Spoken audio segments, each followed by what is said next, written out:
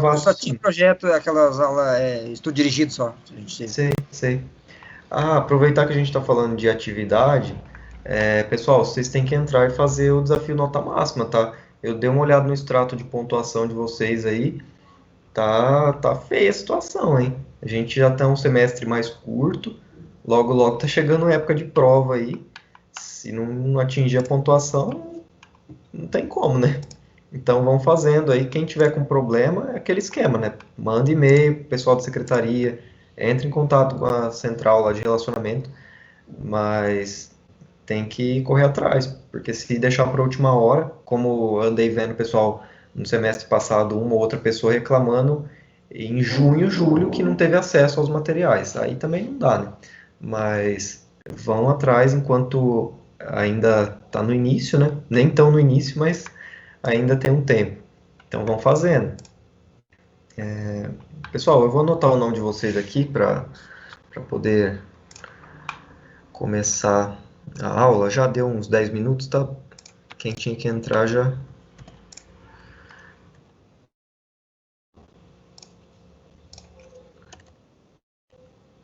Hoje é 16.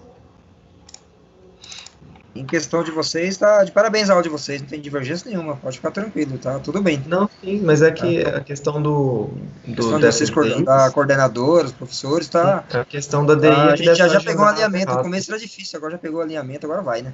Alguém pode falar os nomes aí, pessoal? Se vocês conseguem ver quem está na sala, para eu anotar aqui.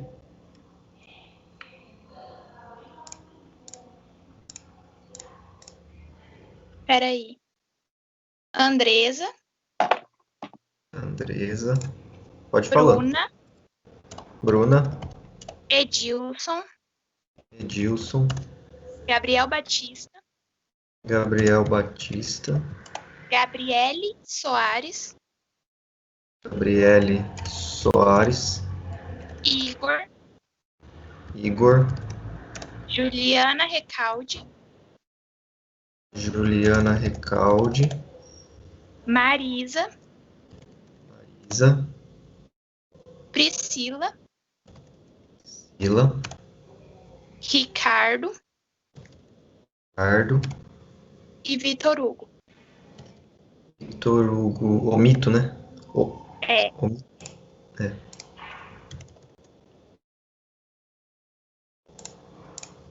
Professor, vamos fazer uma ironia aqui. Então, já vamos resolver isso aí, eu vou fazer uma ironia aqui. Vamos entrar com o mandato de segurança que nós criamos no Brasil. Nesse formou, a gente tem que entrar com o mandato de segurança na matéria. Deixa eu ver aqui, ninguém tá...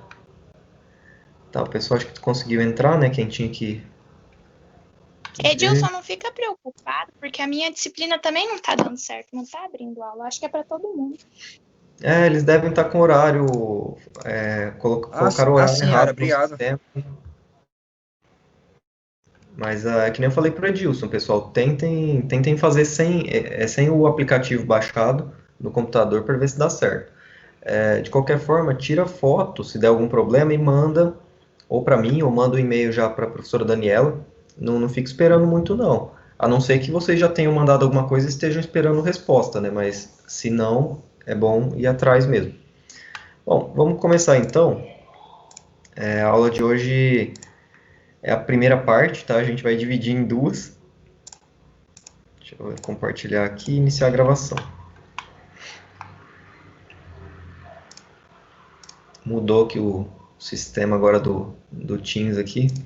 Eu tô acostumando.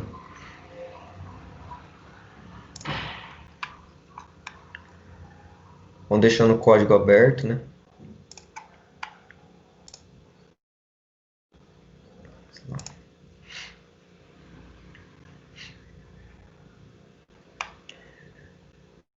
Bom, boa noite, pessoal. Espero que vocês tenham passado bem da semana passada para cá. A gente vai iniciar hoje mais uma aula aí de teoria geral do processo. E a aula de número 4, a gente vai iniciar os estudos sobre competência, tá? Eu dividi o conteúdo em dois por conta do volume mesmo de detalhes, né, e de informações que vocês vão ter nessa aula. Eu espero que isso facilite um pouco para que vocês aprendam Então, para não ter assim uma enxurrada de informações agora, de uma vez só, eu acabei dividindo para tentar deixar um pouco mais palatável aí para todo mundo, né? Então a gente vai falar hoje, vai iniciar os estudos sobre competência, falar um pouco sobre os conceitos, questão de cooperação internacional e também os critérios de fixação de competência no Brasil, tá? A aula que vem a gente vai começar a falar de uns outros temas relacionados, questão de competência absoluta ou relativa, prorrogação e outras temáticas que envolvem o tema de competência, tá? Ele é um pouco mais extenso mesmo. Então, se vocês verem aí na doutrina do professor Humberto Teodoro Júnior, por exemplo, deve ter aproximadamente umas 80, 90 páginas de matéria sobre isso, tá? Então, é bem extenso mesmo. Vocês já devem ter ouvido falar, né, no dia a dia de vocês aí, que um juiz não é aquele determinado juiz não é competente para julgar aquele caso, ou então, teve um conflito de competência, né? Não sei se todos já tiveram contato com esse tipo de situação, mas recorrentemente a gente vê no nosso dia a dia, principalmente agora que vocês vão ter um pouco mais de contato com o conteúdo, com a área jurídica, vocês vão ter muito mais acesso também a esse tipo de fala, né, esse tipo de discurso. E o que quer dizer, né, quando a gente fala que o juiz é incompetente, né? Não quer dizer que ele não sabe o direito, não quer dizer que ele é um juiz ruim, quer dizer que ele não é o juiz adequado para julgar aquele caso, e aí por N razões, né, que a gente vai trabalhar um pouco hoje. Então a competência, quanto ao conceito dela, né, os doutrinadores têm dito que ela é a medida ou a quantidade de jurisdição, né? Jurisdição, vocês lembram que é a atividade estatal de dizer o direito, né? De dar alguma prestação jurisdicional para o caso concreto, que é atribuída aos seus órgãos de exercício, né? Ou seja, aos juízes, aos tribunais, enfim, todos os órgãos da justiça. É a divisão do poder estatal entre os seus agentes políticos. A gente comentou nas primeiras aulas a respeito lá dos princípios jurisdicionais e eu falei que a jurisdição ela é única, né? Então, apesar de a gente ter essas divisões administrativas para efeito de competência, né, e de andamento processual mesmo, para a gente não ter uma concentração muito grande com um juiz só ou em uma cidade determinada, enfim, a gente tem uma certa divisão da justiça. Vocês vão ver também, salvo engano, em constitucional, como que funciona exatamente essa questão da divisão, né, da justiça no Brasil. Mas, assim, bem resumidamente, vocês têm os tribunais superiores, né, STF, STJ e tudo mais, que eles têm uma abrangência em âmbito nacional. É claro que cada um com suas matérias específicas que vocês vão estudar no seu tempo. A gente tem também os tribunais dos estados, né, os tribunais de justiça. Então, tem o TJMS, tem o TJSP, né, cada estado tem o seu, e o Distrito Federal também. E que eles têm a competência estatal ali, né, regional de cada estado. E a gente tem os juízes de primeiro grau, né, no caso aqui em Dourados, Ponta Porã, Campo Grande, enfim, quase toda a cidade tem os juízes que a gente chama de primeiro grau, de primeira instância, né? Aqui no Mato Grosso do Sul, salvo engano, todas as cidades são comarcas, existem estados que não possuem essa divisão ainda, por conta de terem cidades muito pequenas e ficar muito próximas, inclusive, de outras um pouco maiores, então nem todas as cidades possuem esse órgão da justiça, que é um fórum ali, um juiz, uma vara específica para julgar os casos da cidade, tá? Mas no âmbito aqui do estado, salvo engano, de 2015 ali, 2016, mais ou menos, todas as cidades passaram a ser comarcas, tá? Pelo menos o que eu tive conhecimento. Então, além dessa divisão que é da justiça comum, que a gente falou, existe também a questão da justiça federal, que é um outro âmbito também da justiça, e as justiças denominadas especializadas, né? Justiça do trabalho, justiça eleitoral, militar, tá bom? Então existem várias separações mesmo para fins de administração da justiça, né? De divisão mesmo das competências entre os órgãos e fazer com que os processos andem, né, da melhor forma possível. Então, a competência nada mais é do que essa divisão e a atribuição, né, de acordo com alguns critérios que a gente vai falar, a atribuição de competência, de função ali, de poderes para determinados órgãos da justiça julgarem determinados tipos de processo. Então, vocês vão ver que existem processos que você pode ajuizar num juiz aqui de Dourados, aqui em alguma determinada vara. Existem processos que precisam ser ajuizados na Justiça Federal. Existem processos que demandam uma justiça especializada, que não é o nosso foco na aula de processo civil, mas você vai ajuizar um processo trabalhista na vara do trabalho. Então, entendam que a competência são esses poderes aí de determinar qual o âmbito ali, a circunscrição que o juiz ou determinada vara, determinado órgão da justiça ele vai ter de atuação. A gente vai iniciar então falando um pouco sobre os limites dessa jurisdição, tá? A gente vai falar, isso está lá no artigo 21 e 22 do CPC, começando neles, né? Então está bem no início do código ainda. A gente vai iniciar falando desses limites, né? Já que, como eu mencionei nas aulas passadas, a jurisdição, em regra, ela é exercida no âmbito nacional, né? Já que cada estado tem a sua soberania, os seus poderes internos, ali, a sua organização típica, e um estado não vai interferir no outro. Então é por isso que estabelecem-se aqui limites para essa jurisdição. Em alguns casos, é possível que um processo ele possa tramitar tanto na jurisdição nacional quanto na jurisdição estrangeira. Não estou falando que ele vai tramitar metade aqui e metade lá. Estou dizendo que o autor ele pode ajuizar a ação tanto no Brasil quanto num outro país, tá? E vice-versa. Então, esses casos são denominados de exercício concorrente da jurisdição. São os que estão dispostos lá no artigo 21 e 22 do CPC. Os casos que o CPC autoriza são os seguintes. Então, aqui, jurisdição concorrente, né? Concorrente é que tanto faz ser aqui no Brasil quanto num estado estrangeiro, tá? É quando o réu de qualquer nacionalidade for domiciliado no Brasil. Então, esse é um caso de exercício concorrente. Se a pessoa é estrangeira e ela reside no Brasil, ela tem a faculdade de ajuizar um processo dela aqui ou no estrangeiro, no país que ela reside, tá? Quando no Brasil tiver de ser cumprida a obrigação. Então, aqui é outro caso. As pessoas muitas vezes podem morar em outros países, só que a obrigação ela tem que ser cumprida aqui.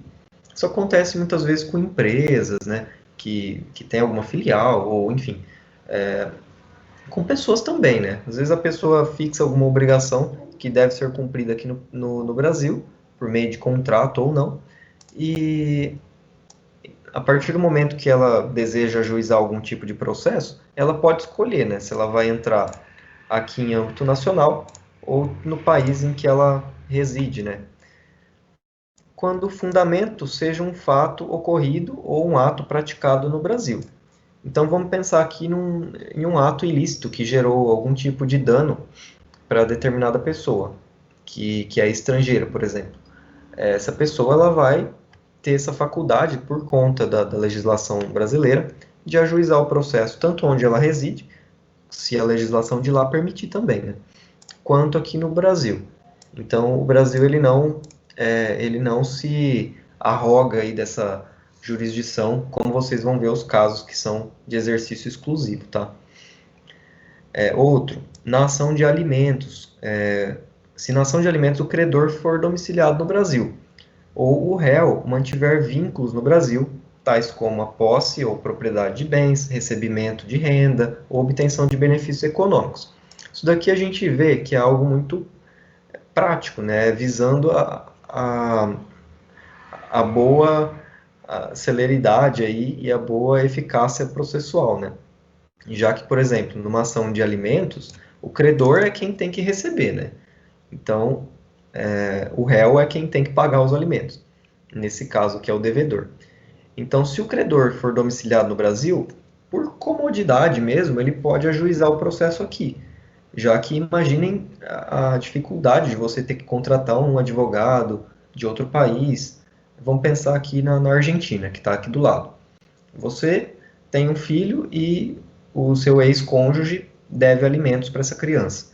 Você vai preferir ajuizar um processo aqui no Brasil ou na Argentina, onde o seu ex-cônjuge mora? Vai depender do caso. No caso do Brasil aqui, a gente não tem uma legislação que exija que você ajuize o processo somente aqui. É claro que a preferência vai ser aqui, só por conta do domicílio do menor e tudo mais.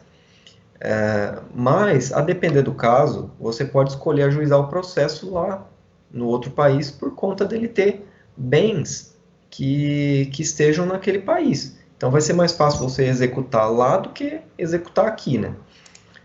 E o contrário é a mesma coisa, né? Uma pessoa que mora, se você e o seu filho morassem nos Estados Unidos, por exemplo, e a pessoa que deve alimentos para a criança morasse aqui no Brasil, tivesse bens aqui, rendimentos, é muito mais fácil você executar ela aqui, se tiver a possibilidade e tudo mais de contratar um advogado, né, por aqui, do que você ajuizar um processo nos Estados Unidos, depender de todo o trâmite lá, e também a questão de cumprimento de decisão estrangeira aqui no país, que é um pouco mais demorada. A gente vai falar já já. Então, aqui não tem essa rigidez, tá? Outro, nas relações de consumo, quando o consumidor tiver domicílio ou residência no Brasil. Então, é a mesma coisa. Se você, enquanto consumidor, tiver residência aqui e a empresa for estrangeira, você tem a faculdade de ajuizar tanto lá fora quanto aqui o processo. Quando as partes, expressa ou tacitamente, se submeterem à jurisdição nacional. Então, você pode ter algumas pessoas que residam em outro país, só que, de acordo, elas fixaram que o foro competente seria aqui no país. Então, isso também não impede que o processo corra por aqui.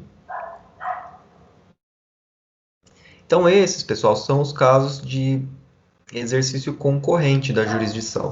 Basicamente todos, tá? É bem amplo aqui o rol, né? Não é um rol exatamente taxativo, mas taxativo eu digo no sentido de exaurir todas as possibilidades, né? Podem existir tratados, outras legislações que também atribuam aqui essa possibilidade, tá? Então, a gente vê também a possibilidade de exercício exclusivo da jurisdição nacional. Nesse caso, ao contrário do que ocorre com os casos anteriores, pessoal, o Brasil, ele fala, não, aqui, nesses casos, somente a jurisdição brasileira pode julgar esses casos. Quais são, né? Estão lá no artigo 23. Quando as ações forem relativas a imóveis situados no Brasil, tá? Ou então, quando o inventário ou partilha de bens situados no Brasil, em matéria de sucessão hereditária, divórcio, separação ou dissolução de união estável, ainda que o autor da herança seja estrangeiro ou tenha residido fora do território nacional. Então, tudo isso daqui são casos de... Tudo isso é modo de dizer, né? Mas são poucas hipóteses aqui que o Brasil ele estabelece que somente a legislação brasileira, a jurisdição brasileira que vai poder decidir sobre os casos, né? Imóveis é bem tradicional mesmo, né? A competência geralmente é absoluta, ou seja, não pode nem ser mudada a depender do caso. geralmente é no foro de onde o imóvel está situado, por conta de ser um bem que é fixo ali no local, né? Não tem como retirá-lo. E muitas vezes também pela facilidade de eventual penhora, enfim, alienação judicial, tudo isso é levado em consideração também, tá? E nos casos de inventário, partilha de bens que estão no Brasil, a mesma coisa. Se os bens estão aqui no Brasil, o legislador pensou, né? É muito mais fácil você partilhar algo que está aqui no Brasil do que decidir sobre alguma coisa que você tem lá no país do exterior. Em matéria de sucessão hereditária, divórcio, tá? Então, tudo que divórcio se envolver também a questão de separação de bens situados no Brasil, divórcio, separação ou dissolução de união estável, mesmo que você resida no exterior, aplica-se, tem que utilizar a jurisdição daqui, tá? Então, pode ser, inclusive, que você tenha que entrar com 2 processos. Um para resolver a situação aqui no Brasil, né, dos bens, e da questão do divórcio, e outro também para partilhar os bens no exterior, tá? É claro que você não vai se divorciar 2 vezes, mas você vai divorciar em algum dos locais, e aí uma sentença ou outra vai ser homologada e vai poder depois servir, né, para efeitos de divórcio. Então não tem como você também se divorciar 2 vezes, né, uma em cada país. Geralmente onde você casou que tem que correr o processo. Tudo bem até aqui nessa primeira parte? Acho que não tem. Deixa eu dar um zoom aqui também, né? Acho que tá pequena a letra. Acho que não tem tanta dificuldade aqui. Aí depois vocês releiam os casos só para fixar mesmo. Alguém tem alguma dúvida sobre esse ponto? A gente vai bem devagar para ver se não tem dúvida. Bom, seguindo então, pessoal. Um ponto importante, tá? A ação que é proposta perante um tribunal estrangeiro, ela não induz a litispendência e nem conexão. Vocês vão ver depois certinho o que é litispendência e conexão, tá? Nas próximas aulas. Mas, resumidamente, litispendência é quando uma ação ela tem as mesmas partes, a mesma causa de pedir. Eu já até comentei na aula passada, né? É uma ação basicamente idêntica. Conexão é quando ela tem uma relação, não necessariamente ela é idêntica, mas ela tem uma relação, as mesmas partes, ou geralmente a mesma causa de pedir, ela é próxima, né? Então se chama de conexão. A gente vai ver com mais calma nas próximas aulas. Mas o que é importante para hoje é vocês entenderem que a proposta dessa ação perante uma justiça estrangeira, né, um tribunal de fora, não vai induzir litispendência nem conexão. Por quê? Isso iria ferir aqui a nossa soberania, a nossa autonomia enquanto Estado nacional, né? A não ser o quê? Que essa sentença e a pendência também de ação no Brasil, né? Você tem um processo aqui correndo no Brasil, não impede que você ajuize um outro processo, inclusive idêntico, tá? Em um outro país. Isso não vai criar problema de início, tá? O que vai... Barulho na rua. O que vai acontecer? Algum deles vai ter a decisão primeiro, né? Então, por exemplo, você tem um processo no Brasil e um processo correndo em outro país, o mesmo, tá? O que vai acontecer? No outro país, você pode vir a ter uma sentença antes daqui do Brasil. Nesse meio tempo, você pode pedir o cumprimento, ou a outra parte, né, vai pedir a homologação da sentença aqui no STJ, que esse é o procedimento quando uma decisão é proferida no âmbito internacional, passa-se pelo STJ para que essa decisão seja homologada, né, seja ratificada mesmo e passa a ter a validade aqui no território nacional. A partir do momento que a sentença ela é homologada no STJ, ela passa a ter validade no âmbito nacional. Então, tudo que foi decidido lá vale aqui no Brasil. A partir desse momento, se tiver um processo correndo aqui no âmbito nacional que tem a mesma causa de pedir, as mesmas partes, os mesmos pedidos, você pode arguir a questão da coisa julgada. Ou seja, aquela questão já foi decidida, já foi superada por um tribunal exterior? Foi, mas a sentença foi homologada e tem validade normal aqui no âmbito nacional. Então, a questão é antes dessa homologação. Antes da homologação, uma decisão, qualquer decisão, sentença em âmbito internacional não tem qualquer validade aqui no país. Então, não vai gerar ali, dispendência, nem conexão, nem nada. É somente depois que for homologada. A gente vai ver isso melhor aqui no procedimento de carta rogatória, né? Que vai também depender dessa homologação para ter a executabilidade aqui no Brasil. Falando ainda sobre essa questão de âmbito internacional, a gente tem que trabalhar um pouco também sobre a questão da cooperação, né? Já que os países, eles não são extremamente isolados, né? Com exceção de um ou outro que eventualmente não tenha acordos, não tenha tratados com outros países para fins de cooperação, mas isso eu acho que é bem raro hoje em dia. Os países não são isolados do mundo, né? Eles dependem, assim como outros dependem do país do Brasil, o Brasil também depende de outros países para cumprimento de decisões judiciais. Então é por isso que se estabeleceu esse sistema de cooperação internacional. Não quer dizer que qualquer decisão que for tomada no Brasil ou qualquer decisão que for tomada lá fora vai ter validade no âmbito interno de cada estado. Vai depender de um processo específico, cada estado tem o seu, depende também de acordos, muitas vezes binacionais, enfim, que podem ter regras específicas para a relação com um determinado país, mas a gente vai falar aqui dos casos de regra geral, já que não tem como ficar pensando todos os países para verificar isso, né?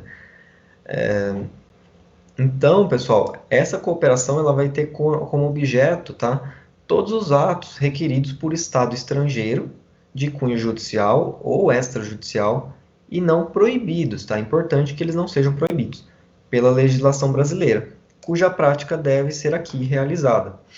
Então, você tem um processo que tramitou num país, na Argentina, né, que a gente já deu o exemplo. Tramitou o processo na Argentina, só que o processo, para ter uma efetividade, ele precisa de um cumprimento de uma decisão aqui no Brasil. Seja de uma prática de um ato, como uma citação, uma intimação de alguém que mora no Brasil, ou então uma questão de penhora de bens, de valores, tá? O que a gente mais vê na mídia são questões penais relativas à extradição de pessoas que praticaram crimes. Isso é o que fica mais em evidência. Só que no âmbito civil também existe, tá? Eu, na época do fórum, que eu fiz estágio no fórum em Paranaíba, por mais que fosse uma comarca pequena, eu tive contato com pelo menos 2 casos de atuação aí, de cooperação internacional. Ambos, deixa eu lembrar, mas acho que ambos eram de alimentos, tá? Um era com a Inglaterra, a pessoa morava na Inglaterra, o pai da criança, e o outro era com o Japão. Então, cheguei a ver isso em cidade pequena, nem é tão grande, né? Então, para vocês terem noção de como isso não é tão abstrato, né? Isso deve ocorrer com muita frequência, inclusive. Vocês imaginem aí uma cidade maior como Campo Grande, enfim, outras capitais que têm um volume maior de processo. Isso deve ser recorrente, assim, corriqueiro. Então, pessoal, ela vai ter como objeto essa cooperação a prática de atos, né, o cumprimento de decisões, execução de decisões de âmbito estrangeiro, ou então uma via de mão dupla, né? O Brasil pode solicitar, também os estados lá fora podem solicitar para cá.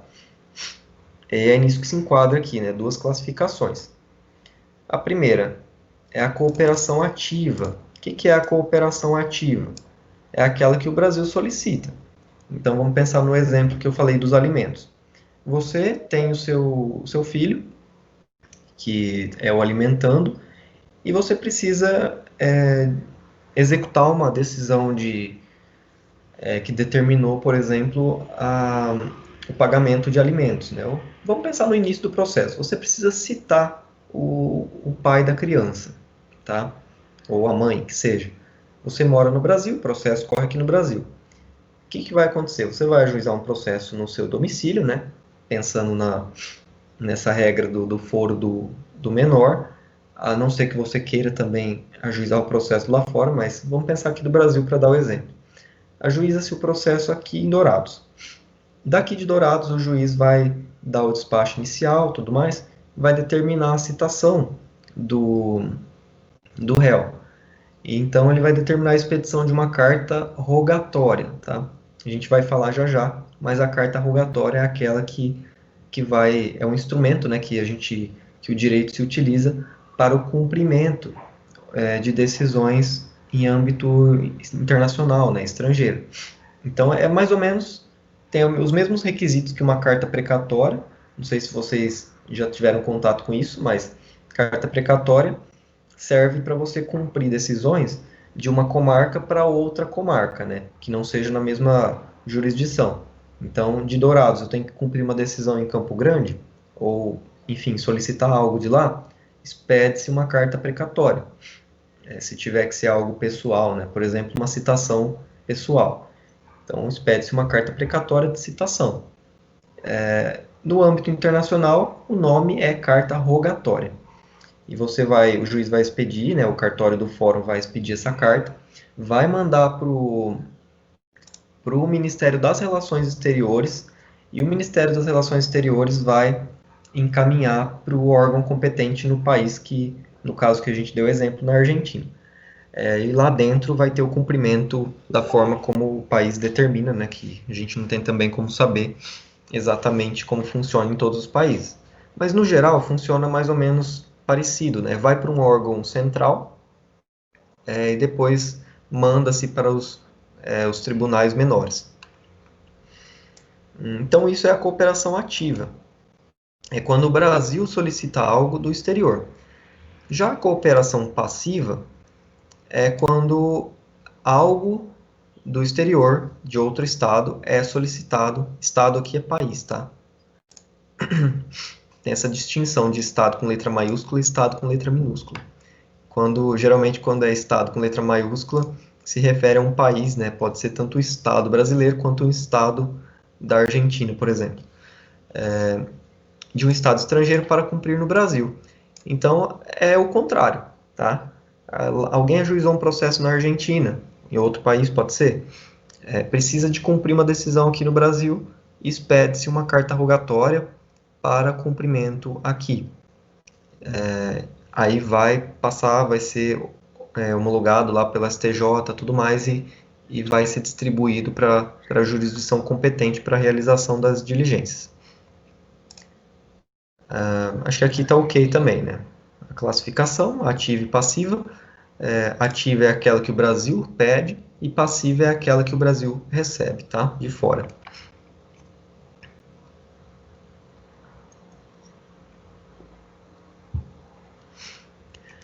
Vamos falar um pouco sobre os princípios dessa cooperação internacional, já que isso também não é feito à torto e à direito, né? Existem algumas regras que precisam ser adotadas.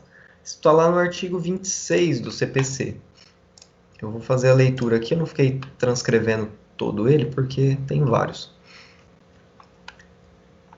Então, o artigo 26 diz o seguinte: a cooperação jurídica internacional será regida por tratado de que o Brasil faz parte e observará. Primeiro, o respeito às garantias do devido processo legal no Estado requerente.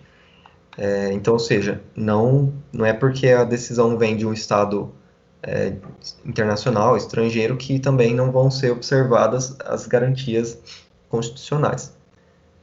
A igualdade de tratamento entre nacionais estrangeiros, residentes ou não no Brasil, em relação ao acesso à justiça e à tramitação dos processos, assegurando-se, inclusive, aqui a assistência judiciária aos necessitados. Então, se um estrangeiro estiver aqui no Brasil e necessitar de assistência judiciária, vai ser assegurado para ele também, né? Igualdade de tratamento. A publicidade processual, exceto nas hipóteses de sigilo previstas na legislação brasileira ou na do Estado requerente. Então, os processos de alimentos que envolvam menores, no geral, têm o segredo de justiça, ou seja, não é qualquer pessoa que pode acessar o teor do processo. A existência de autoridade central para recepção e transmissão dos pedidos de cooperação. Então, aqui no Brasil, no geral, ou é o Ministério da Justiça, tá? Ou o Ministério das Relações Exteriores. Aqui no parágrafo 4º ele vai dizer que é o Ministério da Justiça. Existem alguns casos que essa autoridade central ela se altera também, a depender da matéria que é discutida. A gente vai ver a questão do auxílio direto, em que, por vezes, quem é a autoridade central é o próprio Ministério Público. Mas, no geral, é o Ministério da Justiça que ele vai exercer aqui essa autoridade central no Brasil. Então, tem que ter essa autoridade central, a espontaneidade na transmissão de informações às autoridades estrangeiras, e aí vai trazer algumas outras diretrizes e tal, mas esses são, em regra, os princípios. E quanto aos objetos, aí aqui a gente tem que ter uma atenção um pouco maior, porque são os casos, né, que a lei especifica para cumprimento aqui, também não é o rol taxativo, ou seja, não termina aqui, mas, no geral, são os mais comuns, né? E aqui eu até transcrevi, do artigo 27. Primeiro, a citação, intimação e notificação judicial ou extrajudicial. É o exemplo que eu dei para vocês. Se eu precisar de uma citação no exterior, eu vou me utilizar aqui dessa cooperação, por meio de uma carta rogatória e tudo mais. Intimação, notificação, a mesma coisa. Se alguém tiver que ser citado, intimado ou notificado no Brasil, também o mesmo procedimento, tá? B. Colheita de provas e obtenção de informações. Isso daqui também é utilizado, já que, por vezes, você pode ter uma testemunha que more num país distinto e ela seja necessária. Ou então, obtenção de informações de processos que tramitam em outros países. Homologação... Opa! Tirando do lugar aqui. Homologação e cumprimento de decisão. Isso também é clássico, né? Você tem que executar uma decisão judicial estrangeira ou então brasileira no exterior, você vai precisar da cooperação internacional. Concessão de medida judicial de urgência. Por exemplo, um caso de prisão civil por conta de alimentos, tá? É uma medida com certa urgência, né, se for ver, e ela pode ser solicitada também para um estado estrangeiro. Só que aí está um problema. Nem todos os estados cumprem algumas decisões por conta justamente dessas decisões violarem as legislações internas. É o exemplo, salvo engano, de Portugal, que parece que tem criado alguns óbices para a questão da prisão civil por alimentos, por conta que lá não existe uma legislação específica que prevê essa possibilidade. É a mesma coisa do Brasil também. Se receber uma decisão aqui condenando uma pessoa ao açoite, por exemplo, a tomar chicotadas, não vai ser cumprida, né? Porque na nossa legislação não tem essa previsão e, pelo contrário, é totalmente proibida. Mas existem países que permitem penas de morte, inclusive. Então, tudo isso vai depender de cada país. Assistência jurídica internacional, que é essa ajuda, né, essa cooperação entre os estados internacionais, e qualquer outra medida judicial ou extrajudicial, ressalva, né, que não for proibida pela lei brasileira. Então, tudo que for preciso para o trâmite de um processo ou fora do processo, a justiça ou órgãos internacionais podem solicitar para o Brasil pode solicitar lá fora, desde que não haja proibição, né? E como que essas situações, né, como que essas solicitações, elas tramitam no âmbito interno, né?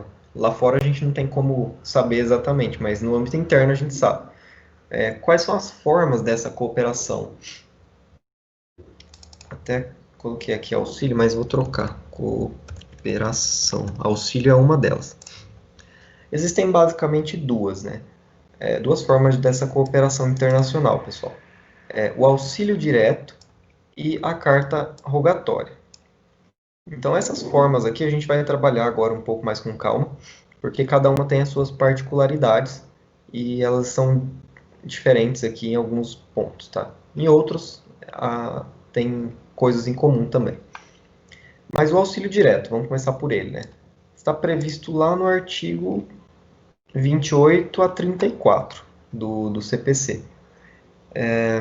O artigo 28 vai dizer o seguinte: cabe auxílio direto quando a medida não decorrer diretamente de decisão de autoridade jurisdicional estrangeira a ser submetida a juízo de deliberação no Brasil. O que isso significa? São todos aqueles atos que não dependam de decisão ou cumprimento de decisões, tá? Então, basicamente, o que se utiliza, né, como pedido aqui nesses auxílios diretos? Pedido de informação de processo, ou seja administrativo ou processo judicial, se não tiver segredo de justiça nem nada, né? Mas existem as possibilidades de pedido de informações por parte de autoridades estrangeiras. Então, isso se dá pelo auxílio direto, que é um pouco mais rápido, né, um pouco mais célere do que a questão da carta rogatória, que demanda umas formalidades. Então, todos os atos, tá, que não dependerem de decisão ou de cumprimento de decisão do estrangeiro para cá, vem por meio de auxílio direto. Então, basta uma simples solicitação, né, nada de tantas formalidades, uma simples solicitação devidamente traduzida para a língua local, seja do Brasil para lá, quanto de lá para cá, tem que ter a tradução, tudo certinho. Então, vem essa tradução e essa solicitação ela vai para essa autoridade central, que em regra aqui é o Ministério da Justiça. A autoridade central, no caso, se for o Ministério da Justiça, se depender de alguma participação judicial, por exemplo, uma informação de um processo ou algum tipo de, enfim, alguma certidão, alguma coisa que seja necessária a participação do judiciário brasileiro, o Ministério da Justiça vai remeter o pedido à Advocacia Geral da União e a advocacia vai dar o seu parecer e vai mandar para o juízo competente que for necessário para obter essa informação, tá? Então, como exemplos, eu coloquei aqui pedidos de informação sobre processos em curso ou também já que terminaram, né? Então, são por meio de auxílio direto, já que não depende do juiz executar nenhuma decisão. Não foi uma decisão de lá para cá determinando que o Brasil forneça as informações. É uma solicitação, é algo mais... vamos pensar em algo mais informal ali na questão de cooperação. Já os casos de carta rogatória são possibilidades que existem também, só que eles são atos formais que demandam o cumprimento de alguma decisão estrangeira, né, que vai ser executada no Brasil ou lá fora. No caso da carta rogatória, é um instrumento, né, um mero instrumento utilizado para a prática de atos formais, sempre que o ato estrangeiro consistir em decisão a ser executada no Brasil. Então, é uma decisão que precisa executar no Brasil, como o caso dos alimentos. Precisa prender a pessoa, ou precisa penhorar bens, tá? Precisa fazer uma citação. Vai depender, isso é uma decisão, né? Foi uma decisão do outro juiz lá da Argentina, lá de Portugal, onde quer que seja, determinando, olha, cite-se o réu, não sei o quê, ou penhorem-se os bens do fulano. Então, é uma decisão que tem que ser cumprida. Nesse caso, o instrumento é a carta rogatória. Por quê, né? Qual que é a diferença aqui no caso? O procedimento dela ocorre perante o STJ, que vai precisar homologar essa decisão, né? Vai precisar ratificar, e depois ele vai encaminhar para a autoridade que tiver que fornecer aqui as informações, ou praticar um ato de oitiva de testemunhas, por exemplo, tá? Que vai ter que ter audiência e tudo mais. Então, vai ser encaminhado para o juízo competente aqui no Brasil, para cumprimento da decisão estrangeira. Mas antes passa-se pelo STJ para que a decisão seja ali ratificada, né? Para verificar se não tem nenhuma irregularidade, se não ofende o ordenamento jurídico do Brasil, já que, como eu disse para vocês, se tiver alguma coisa que, por mais que seja decisão lá fora, de outro Estado soberano, que determine algo que o Brasil não compactua, a gente não é obrigado a cumprir, né? Já que a pessoa, seja ou não brasileira, ela está aqui sob a nossa tutela, né? A tutela do Estado brasileiro. Importante, tá? Eu nem sei se eu anotei aqui. Ah, tá aqui, ó. A autoridade brasileira não pode rever o mérito. Ela não é obrigada a cumprir, mas ela também não pode dizer que está errado. Ela não pode, por exemplo, numa sentença que determina a penhora de bens de uma pessoa e vem para ser executada aqui no Brasil, o STJ, ou então ainda mais o juiz do foro competente, não vai poder chegar e falar, não, aqui não cabe penhora de bens, está errada a decisão do juiz lá da Argentina. Isso não existe, né? Não pode. Se a situação for permitida na legislação brasileira, o que cabe é o STJ ratificar, né, fazer essa ratificação e mandar para o juízo competente determinar o cumprimento, né? O STJ que vai determinar o cumprimento disso e vai ser cumprido. Não pode rever o mérito. Não é preciso cumprir, tá? Determinadas coisas que o Brasil não compactua, por exemplo, penas cruéis e tudo mais, a gente não é obrigado a cumprir. Só que também o STJ não vai falar lá que está errado, então ele só vai devolver alegando que contraria as normas do Brasil, tá? E não vai cumprir. Por exemplo, né, a citação, intimação, colheita de provas, notificação judicial, etc. Toda e qualquer decisão estrangeira ou daqui do Brasil que tenha que ser cumprida no estrangeiro, necessita aqui do procedimento, do instrumento, na verdade, da carta rogatória. Como que se manda a carta rogatória daqui para lá? Eu já falei, né? O juiz competente vai emitir o documento, né? Vai determinar a emissão do documento. Esse documento vai ser encaminhado para a autoridade central no Brasil, e essa autoridade vai encaminhar para a autoridade do outro país, que depende de cada caso, né? Mas, no geral, os casos que são utilizados aqui são esses, né? São os mais comuns. Cumprimento também de sentença em relação a penhora de bens e valores, tal, no âmbito civil, né? No âmbito criminal, a gente tem os casos de extradição, que são bem famosos. Já disse, né, que em ambas, tanto no auxílio direto quanto na carta rogatória, não é necessário, né, não precisa ser cumprido o pedido se for uma ordem ou um pedido manifestamente contra a política, aliás, a ordem pública nacional. Então, se contrariar os nossos princípios constitucionais, as nossas leis, o Brasil não vai cumprir uma ordem de outro país, só porque o outro país que pediu ou mandou, né? Tudo bem até aqui, pessoal? Alguém tem dúvida sobre isso?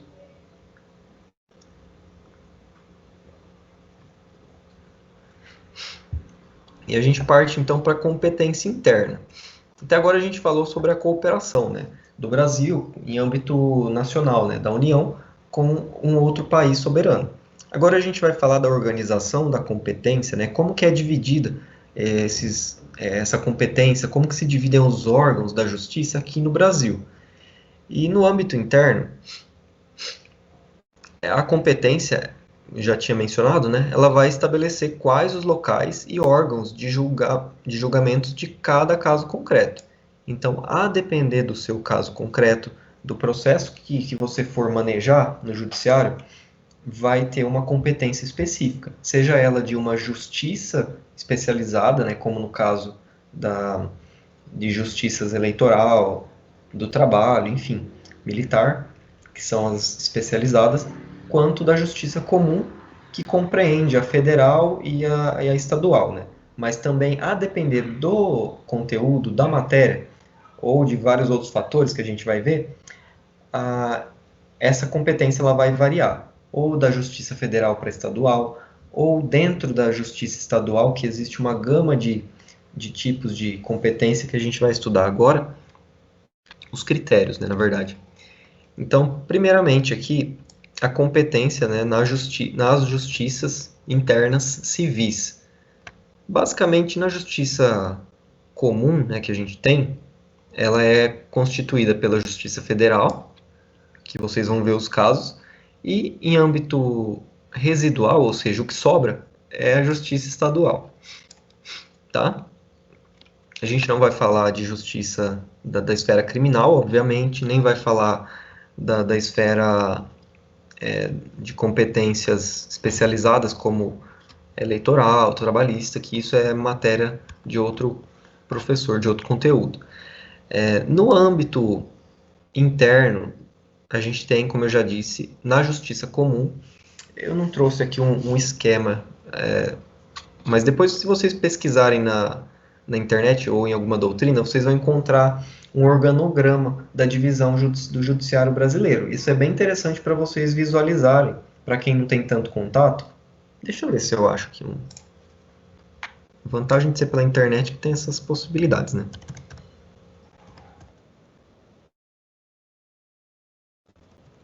Só um minuto, pessoal. Deixa eu ver se eu acho aqui um organograma aqui da divisão do judiciário, só para mostrar para vocês qual que é como que se divide, né, para vocês terem uma ideia.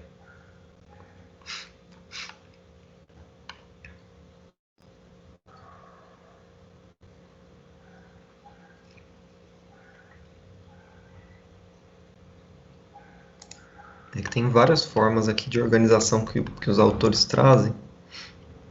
Tem que ver uma que é mais didática aqui também.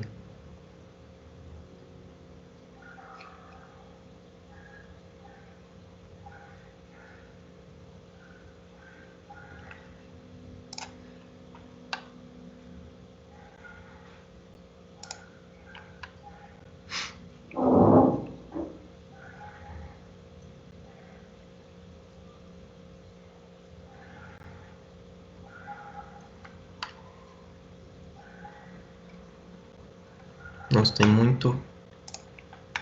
Tem uns que são bem confusos. Enfim, depois eu vou localizar um com calma aqui, mais didático, que dê para compreender bem. E aí eu envio para vocês no WhatsApp ou. Deixa eu ver se eu encontro, mas. Tá difícil. O que você encontra que é bom não tem qualidade da imagem aqui para mostrar. Mas aí depois eu mando então para vocês pelo WhatsApp, eu deixo lá no Ava, eu vou deixar no Ava, tá? Acho que fica mais fácil para vocês acessarem. E aí vocês entram e eu acho que aqui dá para ver, vamos ver. E depois vocês entram e visualizem, tá? Eu tentei achar aqui, mas tem alguns bem confusos, eu preciso ver com calma. Mas aí seria interessante depois, até depois da aula, se vocês quiserem dar uma olhada também, enquanto eu não mando, mas vou tentar mandar ainda hoje, tá? Se der tempo. Um organograma de como é dividida o judiciário, a justiça brasileira. Então vocês vão ter, como eu já mencionei, os tribunais superiores, os tribunais de justiça, depois, no âmbito da justiça comum, a gente tem justiça federal e justiça estadual, que vai mudar em relação à competência delas, né, que é o que a gente está estudando hoje. E agora a gente vai ver algumas ações que demandam aqui, primeiramente, né, só para vocês se situarem. Dentro da justiça comum civil, vocês têm essa justiça federal e a estadual. Para delimitar qual que é responsável pelo quê, primeira coisa vocês têm que observar se a causa é de competência federal. Se for de competência federal, você já elimina, né, obviamente, a questão da justiça estadual. Se não se enquadrar nas hipóteses, aí você vai para a justiça estadual. É por isso que ela é denominada residual, ou seja, é o que sobra. Se ela não se enquadrar nas especializadas e nem na federal, o seu processo, a sua causa, ela vai para a estadual. Então vamos lá, né? Vamos falar da federal. A Justiça Federal, ela é definida lá, as causas de sua competência, no artigo 109 da Constituição, além de outras legislações que eventualmente possam ter ali o conteúdo sobre isso também. Mas, em síntese, aqui as principais causas, né? São aquelas que envolvem a União, ou seja, o âmbito do país Brasil, né, nacional, empresas públicas ou autarquias, quando elas forem partes no processo. Então, tudo isso tem que ser julgado, processado por uma jurisdição federal, tá? Já que envolve interesses da União ou de suas empresas, autarquias. Por exemplo, a própria, aqui que a gente pode ter mais contato, a própria UFGD. Se eu quiser entrar com um processo, a depender do caso, contra a UFGD, por ela ser eu imagino que seja uma autarquia, tá, federal, não sei ao certo a denominação dela, mas a UEMS, por exemplo, que é estadual, ela é uma fundação, mas a UFGD eu imagino que seja uma autarquia. Você teria que ajuizar um processo perante a Justiça Federal, tá? Por envolver aqui questões relativas à União. As causas entre Estado e estrangeiro, né, países, outros países, ou organismo internacional, por exemplo, como exemplo de organismo internacional, a OMC, por exemplo, enfim, qualquer organismo internacional e um município ou então uma pessoa que resida no Brasil, a competência também é federal, tá? Já que envolve interesses aí que extrapolam, né, partes que extrapolam o território nacional do Brasil. Então, procurou-se aqui fixar a competência na Justiça Federal. Mandados de segurança ou habeas data contra a autoridade federal. Também é de competência da Justiça Federal. Tá? Causas fundadas em tratado ou contrato da União com Estado estrangeiro ou organismo internacional. Então, o Brasil tem um compromisso, um tratado com outro país. Aconteceu algum problema, teve que ter algum processo? Competência da Justiça Federal também. Seja se o Brasil for ajuizar a ação, quanto o outro país. Vai ser a competência da Justiça Federal. Disputas sobre direitos indígenas. Questão de demarcação de terras, por exemplo. Tudo transcorre perante a Justiça Federal, porque a Constituição determinou. Causas relativas à nacionalidade, naturalização. Então, por exemplo, uma pessoa ela perde a nacionalidade, ou ela era naturalizada e praticou algum crime, alguma hipótese que gere a perda dessa nacionalidade brasileira, da cidadania brasileira, se tiver um processo, ela vai correr perante a Justiça Federal. Tá? Então, questões de nacionalidade e naturalização. Execução de sentenças estrangeiras homologadas pela STJ. É aquilo que a gente vinha falando das cartas rogatórias. Se for o caso de uma sentença que precisa ter o cumprimento aqui no Brasil, em regra, como ela vem de um outro país, o STJ vai homologar, se tiver os requisitos, tudo certinho, e aí a competência para execução é, em regra, da Justiça Federal. Salvo se no local em que tiver que ser cumprida não existir, né, uma vara específica da Justiça Federal. Eventualmente pode ir para estadual. Mas a gente vai ver na aula que vem os casos de mudança de competência ou de exceção e tudo mais. Então, pessoal, esses são os casos aqui do artigo 109 da Constituição que prevêem as competências da Justiça Federal no Brasil. Fora isso daqui, tá? Para gravar, né? Como que vocês vão gravar isso daqui? São vários casos. No geral, pessoal, sempre vai envolver algum interesse da União, né? Ou de países estrangeiros, ou então relacionados a direitos indígenas, enfim. Do resto aqui, tudo é relacionado à questão de soberania, questão de nacionalidade, questão de interesse da União, enfim. Assim, resumidamente, né, de forma mais ampla, daria para pensar por esse modo e tentar lembrar que a Justiça Federal vai ter essa competência. É claro que o ideal é que vocês lembrem dos casos, né? Na Justiça Estadual, ainda dentro da comum, né, da competência comum, como eu disse, é residual. Então, tudo que não for federal e nem das outras justiças especializadas, do trabalho, eleitoral, militar, vai vir para a Justiça Estadual, tá? Civil. A gente está falando da Justiça Civil. Tudo certo até aqui, nesse ponto? Senão a gente entra nos critérios de competência já.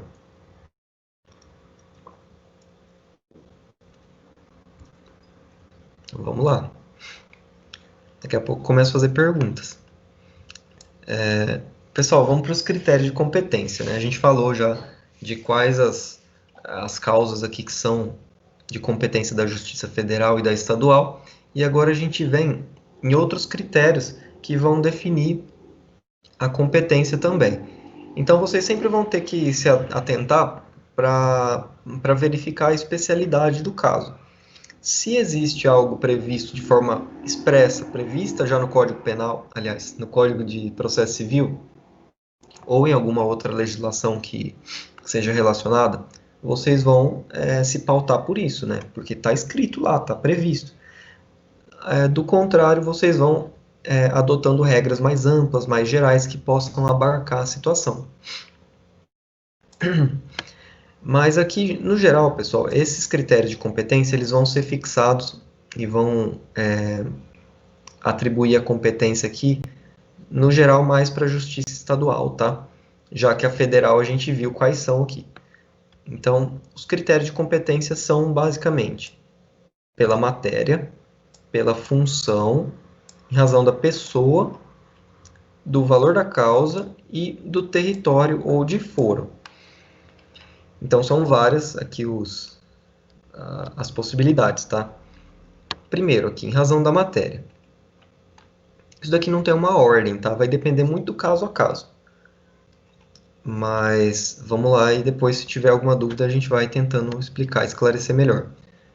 Para estabelecer a competência em razão da matéria, ou seja, do assunto, né, que é discutido, a gente tem que ter em mente que a justiça, ela é, como eu já mencionei para vocês, para fins de umas decisões, né, de andamentos processuais mais céleres e mais eficazes para a resolução dos conflitos, a administração da justiça ela foi especializada. O que isso significa?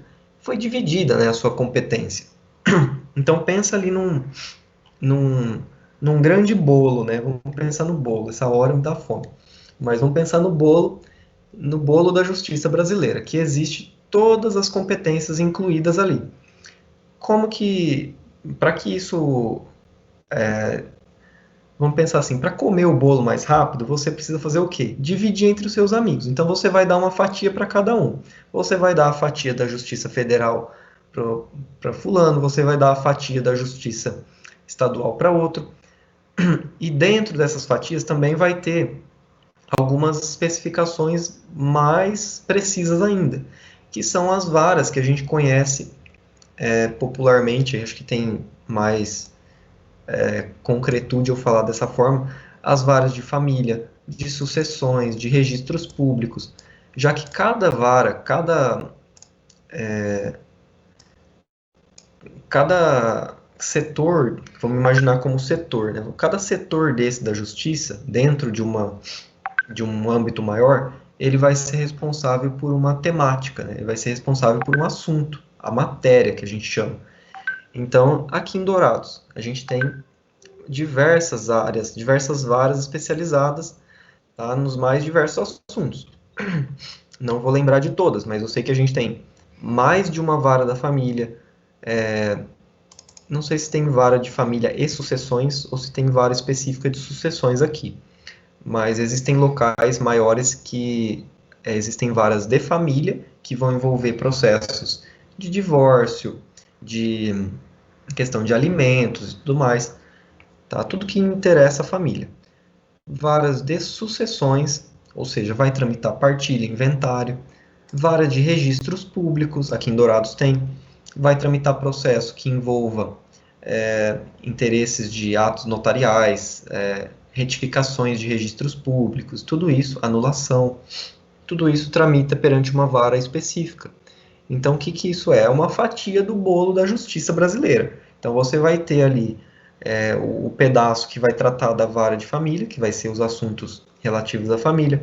O outro pedaço vai tratar sobre as sucessões, tá? e assim sucessivamente. Tudo isso visando uma composição mais célere e eficaz dos litígios, né, dos processos.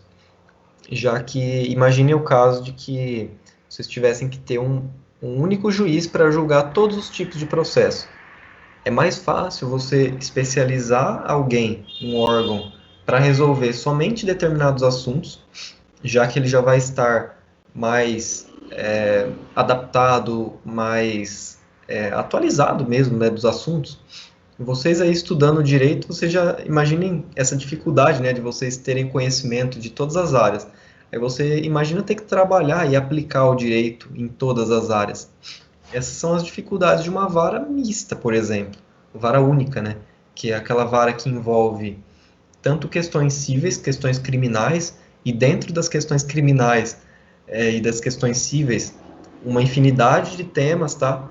Então, eu acho que são varas, assim, é interessante de se trabalhar porque você tem contato com uma infinidade de situações. Só que, por outro lado, é difícil, né? Porque você precisa saber um pouco de tudo. Então, essa é a razão, né, de em comarcas maiores, em cidades maiores, de se existirem aqui varas especializadas, né, varas específicas para cada assunto. E elas possuem a competência que se denomina absoluta, ou seja, não pode ser mudada. Então, eu tenho um processo aqui que versa sobre um inventário, tá? Uma sucessão, um inventário. Eu não posso chegar e ajuizar na vara de família, né? Até é próximo o assunto, só que por ter uma vara específica de sucessões, tá? Não pode ser ajuizado em outra vara. O que pode acontecer é de existir mais de uma vara de família, mais de uma vara de sucessões. Aí vai ser distribuído, né? Vai ser sorteado entre cada nicho, né? Cada vara específica. Isso é a competência em relação da matéria. Em razão da função, o que a gente tem também é essa divisão do judiciário, e cada órgão específico ele vai ter sua determinada função. Isso a gente pode pensar para facilitar em âmbito dos graus de justiça, né, dos tribunais. Por exemplo, um juízo aqui de primeiro grau, então ele vai ser competente para processar um determinado caso, desde o início da petição inicial até a sentença, e eventualmente a fase de cumprimento de sentença. Depois disso, se tiver um recurso, tá, qualquer recurso, vai ser processado perante o Tribunal de Justiça do Estado, no caso aqui o de Mato Grosso do Sul. Então, a competência do TJMS é julgar os recursos oriundos daqui do seu estado. O STJ, por exemplo, vai julgar recursos específicos também, o STF também. Então, cada órgão vai ter sua especificidade em razão da função que exerce. Tanto faz o tema, tá? O Tribunal de Justiça de Mato Grosso... Oh, meu Deus, estou enrolando. Estou falando demais já. O Tribunal de Justiça de Mato Grosso do Sul, ele tanto vai julgar questões cíveis, questões criminais, enfim, das mais diversas áreas. Então, vejam que não é em relação à matéria. É por isso que a gente trata como função. A função dele é julgar os recursos, tá? No geral. Então, é essa a função típica, né, do Tribunal de Justiça.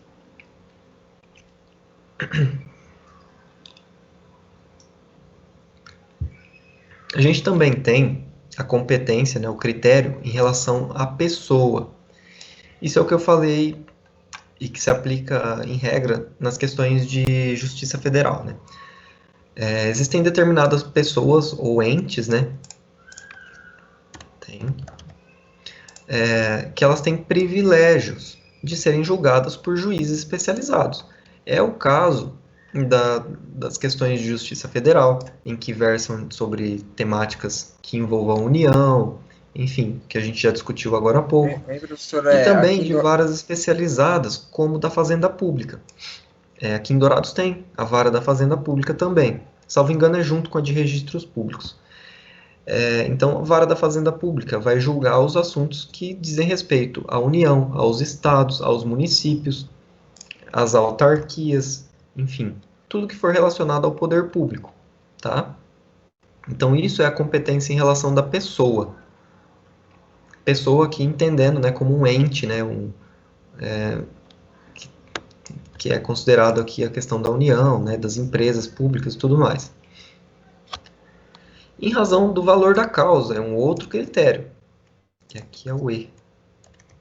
Em razão do valor da causa, é um outro critério também que pode ser utilizado para a fixação de competência. Basta lembrar que existem casos de que a legislação determina, e isso não é uma competência. A partir daqui, tá? Em razão da pessoa, da função e da matéria, é competência absoluta. A gente vai trabalhar melhor na aula que vem, mas só para vocês já irem sabendo. Em razão do valor e do território, em regra é relativa, ou seja, pode ser alterado. Em relação ao valor da causa, existem casos em que, por exemplo, os juizados especiais, eles têm uma competência para julgar processos de causas de até 40 salários mínimos. Então, se o seu processo ele tiver aqui, ele se enquadrar nas hipóteses do juizado especial, tá? Não depender de prova pericial, por exemplo. Se tiver prova pericial, tem que ser para a justiça comum. Mas se não depender de prova pericial e se enquadrar nos requisitos, e além disso ele tiver um valor de até 40 salários mínimos, a competência, em regra, seria do juizado especial.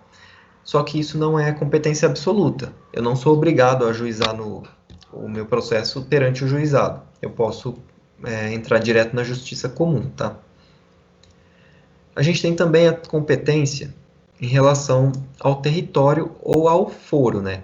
O que é o foro? O foro é o local ali, o próprio âmbito da jurisdição de determinado juiz ou de determinado órgão jurisdicional. Então, você tem o foro de Dourados, enfim, é o território aqui de Dourados. Essa competência também esse critério vai indicar onde deve ser ajuizada a ação, se vai ser ajuizada aqui em Dourados, se vai ser ajuizada em Campo Grande, lá em São Paulo, em Brasília, onde vocês imaginarem. Isso daqui eu devia jogar lá para cima. É importante distinguir aqui, na Justiça Estadual, o foro, né, que se chama foro, ele fica dentro aqui da comarca, né? Então, a comarca, ela se refere à Justiça Estadual. E já na Justiça Federal, o foro competente se chama seção judiciária, tá? Então, você tem a seção judiciária de tal local, ou a comarca de determinada cidade, tá? Então, vai depender de cada localidade, tá? Se é estadual ou federal, na verdade, de cada âmbito aqui da justiça. Vamos para as regras. Eu nem transcrevi aqui as regras, porque eu quero ler direto no código, para que vocês também tenham contato e saibam localizar. E até porque são muitas, essas regras do âmbito territorial. Vou compartilhar a parte do código, se vocês puderem acompanhar por aí também, é melhor.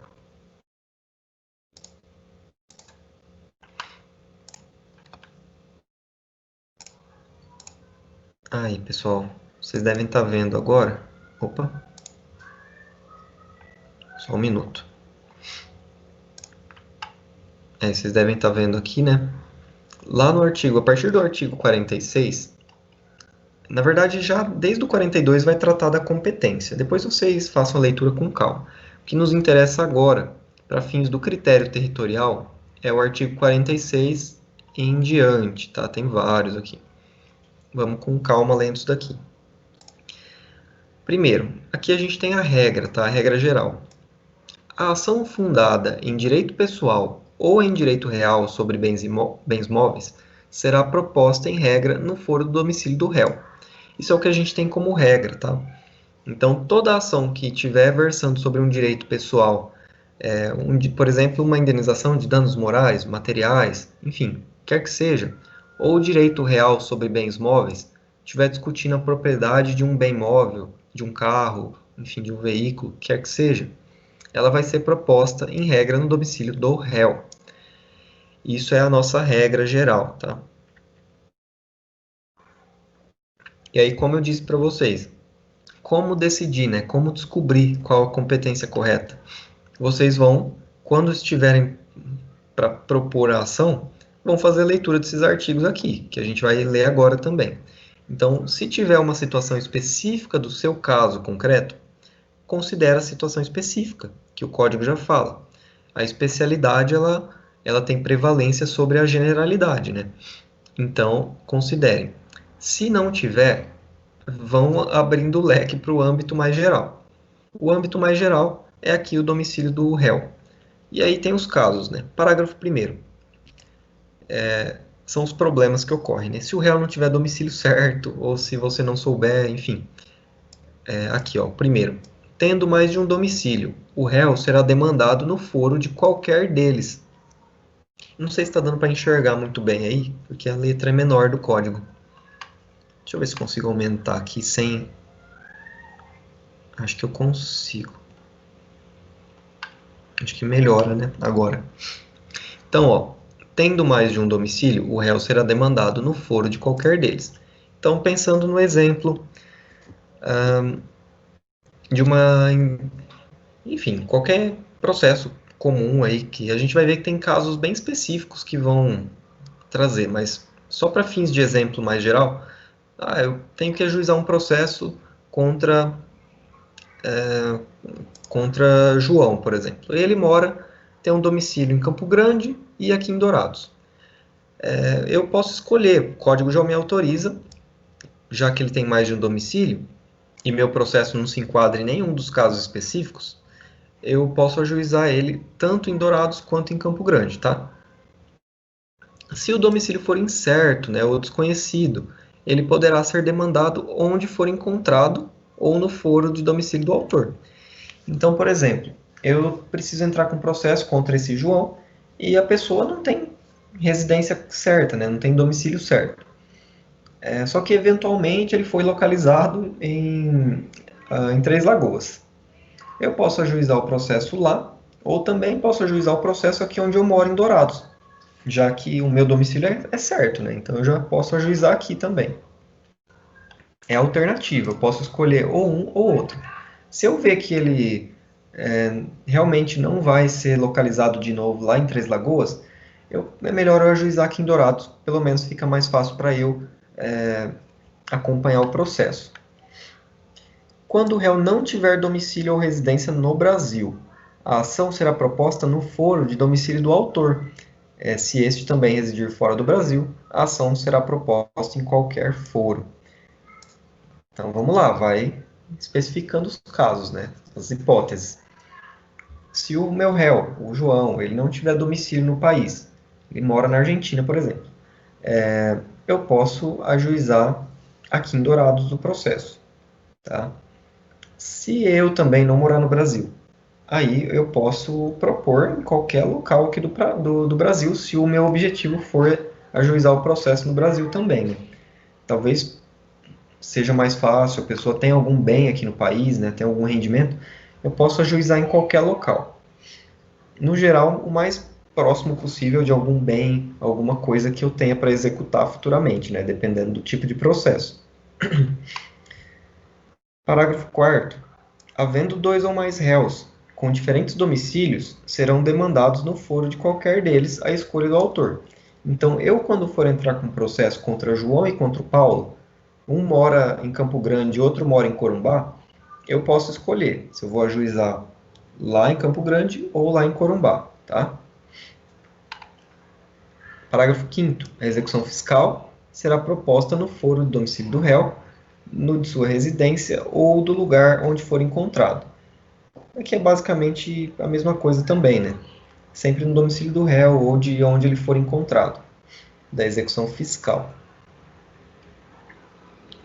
Que é aquela que o município, geralmente o município cobra IPTU, né, por meio de execução fiscal, mas existem outros casos também. Alguém está chamando? Eu abaixei o som aqui, desculpa. Pode falar. No caso da execução fiscal, um exemplo, por exemplo, se é uma pessoa circense, essas pessoas que moram em circo, que não tem endereço fixo, como é que faz no caso? na execução fiscal, no caso, né? Será proposta no foro de domicílio do réu ou de sua residência ou no lugar onde for encontrado. Então, se a pessoa tiver Ciganos algum... também. Oi? Ciganos também, né? Eles não Isso, param. Sim, se a pessoa tiver algum bem imóvel, tá? Que, por exemplo, a execução fiscal seja devida em relação a algum bem imóvel, algum imposto do tipo. Aí geralmente vai ser ajuizado perante o foro de onde o imóvel está localizado, tá? Mas se a pessoa não tiver nenhum local mesmo, aí o que pode ser aplicado são essas regras mais amplas que a gente acabou de ler, né? Se não tiver domicílio certo, o Estado, o município, a União, por meio de uma execução fiscal, vai ajuizar no domicílio, no foro de onde está aquele ente ali, né? Por exemplo, se for em Dourados, vai ser ajuizado em Dourados. Se for o município de Dourados, né, que está executando. Se for o estado de Mato Grosso do Sul, lá em Campo Grande, por exemplo. Se for a União, lá em Brasília. Já que não se tem, né, um domicílio muito correto, muito certo. A não ser que tenha, como eu disse, um imóvel, que aí, buscando futura execução, né, pode ser que o ente público ajuize a execução fiscal no foro de localização do imóvel. Mas geralmente essas pessoas não têm, né, bens, até porque não tem nenhum domicílio muito certo. É claro que não é regra, mas pode ocorrer também de uma pessoa que é cigana ou que é circense ter algum bem imóvel. Mas pensem nisso, né? É que vocês vão ver os casos mais específicos agora, daqui a pouquinho. Então, o imóvel, ele vai puxar a competência para o foro, por conta da questão da execução, se for preciso, né? É mais fácil você executar uma dívida por meio de uma penhora, alguma coisa que recaia sobre o imóvel, quando o processo corre na mesma comarca do que você executar de um outro local. Então, em regra, se observam esses critérios, tá? Então, eu estava falando da execução fiscal. Então, vamos dar sequência. Qualquer coisa eu vou me interrompendo. Eu estava com o som baixo aqui porque estava recebendo notificação. Eu deixo o WhatsApp aberto aqui, caso precise de alguma coisa. Então, fica caindo notificação, mensagem, fica fazendo barulho. Mas vamos seguindo. Aqui já entra, né, o caso dos imóveis agora no artigo 47. Ó, para as ações fundadas em direito real sobre imóveis, é competente o foro de situação da coisa. É o que eu disse para vocês. Se o processo ele tiver alguma relação com o imóvel, geralmente ele vai ser ajuizado no foro de onde o imóvel se localiza. No caso específico aqui, necessita que seja direito real. Então, tem que versar sobre, por exemplo, um uso capião, direito de propriedade, enfim. Vocês vão ver depois em direito civil os direitos reais que existem, né? Usufruto e tudo mais. Então, esse tipo de ação, pessoal, que versem sobre direito real de bens imóveis, eles são ajuizados perante o foro da situação da coisa, em regra. A gente tem também, acho que até aqui vai... já fala aqui, ó, no parágrafo 2º. É o que eu ia comentar agora com vocês. Vamos por ordem, então. O autor pode optar pelo foro de domicílio do réu ou pelo foro de eleição, se o litígio não recair sobre direito de propriedade, vizinhança, servidão e demarcação de terras e denunciação de obra nova. Então, existem esses casos aqui, ó, direito de propriedade, vizinhança, servidão, divisão e demarcação e enunciação de obra nova, que eles precisam ser ajuizados no foro do imóvel, tá? Agora, se não versar sobre essas questões, o autor pode optar pelo foro de domicílio do réu ou pelo foro de eleição, tá? Eleição significa que as partes escolheram. Então, vamos imaginar o caso de alguma situação que não seja, não tenha isso por objeto. É que são bem restritas, tá? A maioria já está englobando aqui.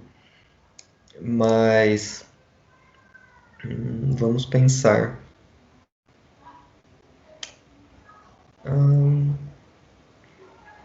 Não lembro agora um exemplo disso que não se enquadre, porque eles são bem completos já. Propriedade e vizinhança já engloba bastante coisa.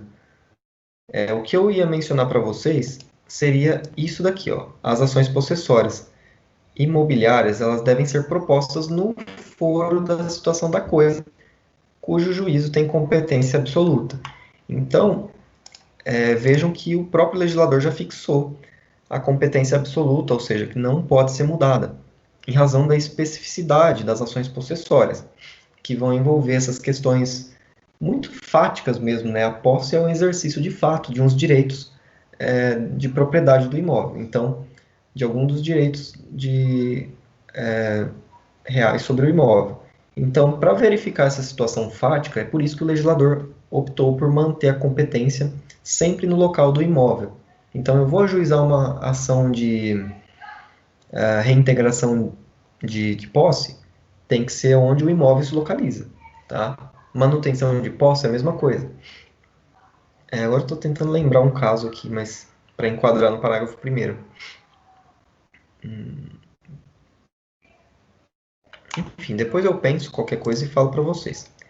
Eu esqueci de... Não estou lembrando agora de um exemplo que se enquadre nisso daqui. Mas vejam que a própria legislação ela já estabelece isso daqui também, ó, é competência absoluta. Apesar de não falar expressamente, mas o que significa, né? Fazendo a leitura. O autor pode escolher, desde que não seja um processo que verse sobre o direito de propriedade, vizinhança, servidão e etc. Então, se não pode escolher, é porque é competência absoluta. Tem que ser na situação do imóvel. A gente tem no artigo 48, que já versa sobre questões de herança, né, inventário. O foro de domicílio do autor da herança, no Brasil, é o competente para o inventário, a partilha, a arrecadação, cumprimento de disposições de última vontade, a impugnação ou anulação de partilha extrajudicial para todas as ações em que o espólio for réu, ainda que o óbito tenha ocorrido no estrangeiro. Então vamos por partes aqui, né?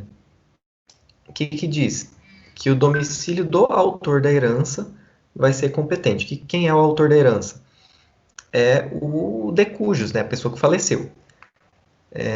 No Brasil, vai ser competente. Isso a gente viu no começo da aula, que é competência exclusiva, né, do Brasil, da legislação brasileira, quando tiver bens aqui no país. Então, é competente para todos esses casos aqui que a legislação enumera, tá? E também as ações que o espólio, né? O espólio são todos os bens, direitos do falecido depois que ele morre, até que se haja a partilha. Então, o espólio ele for réu. Então, também vai ser aqui no Brasil, mesmo que a pessoa tenha falecido num outro país. Vamos lá. Então, por exemplo, né, um caso famoso aí, recente, relativamente recente, do Gugu, né? Ele tinha bens aqui no país e faleceu lá nos Estados Unidos. O que vai acontecer?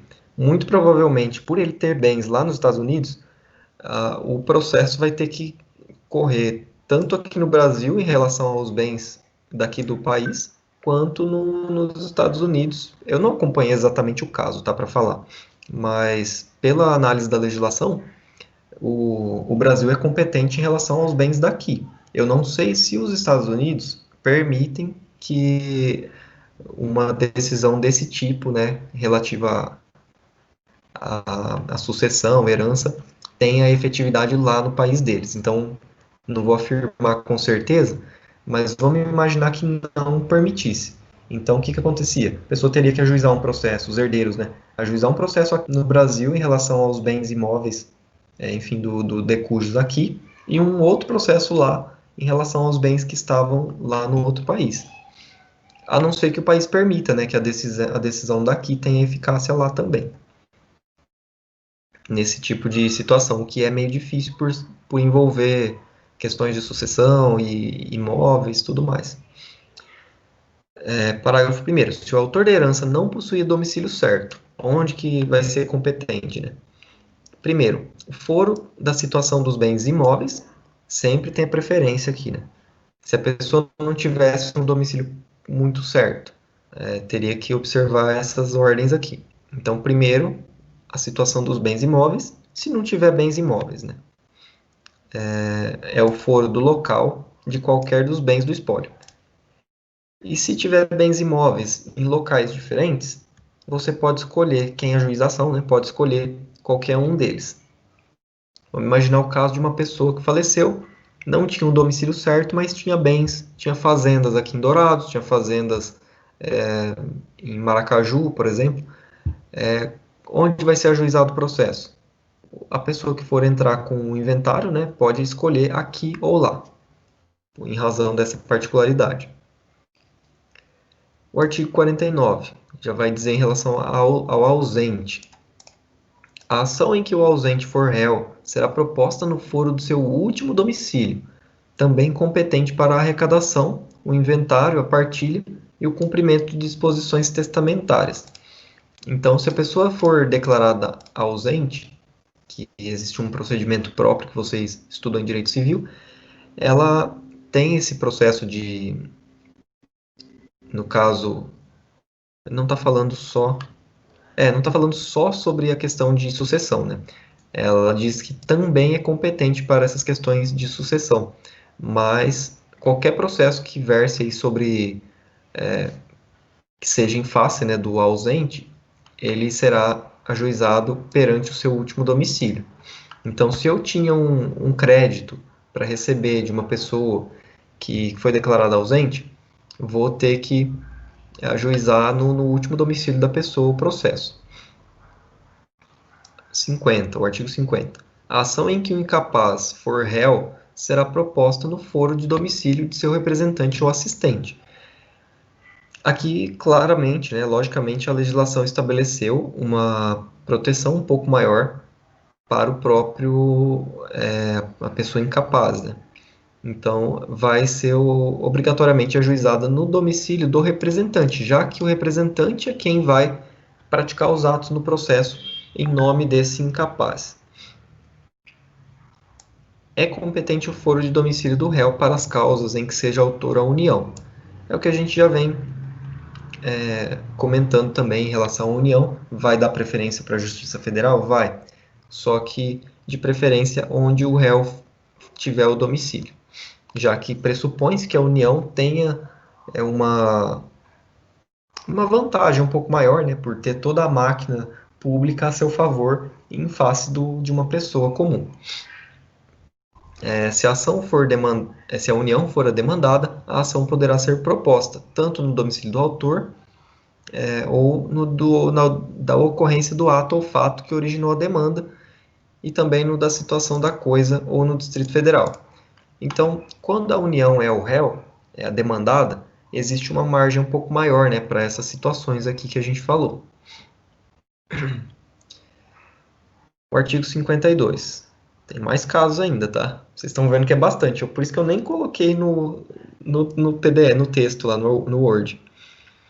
E eu queria também tratar cada um aqui, para que vocês tivessem o contato, pelo menos. É competente o foro de domicílio do réu para as causas em que seja autor, Estado ou o Distrito Federal. Basicamente, é similar, né, aqui à questão da união. E é a mesma coisa, né? Se eles forem os demandados, a ação também será proposta tanto no domicílio do autor, já que teria preferência inicial aqui, inclusive se ele fosse o réu, né? Quanto no local do fato, né, do ato que origina a demanda, ou da situação da coisa. Essa é a repetição do início aqui da questão da união. E aqui outro artigo bem importante que a gente utiliza muito também. O 53. É competente o foro.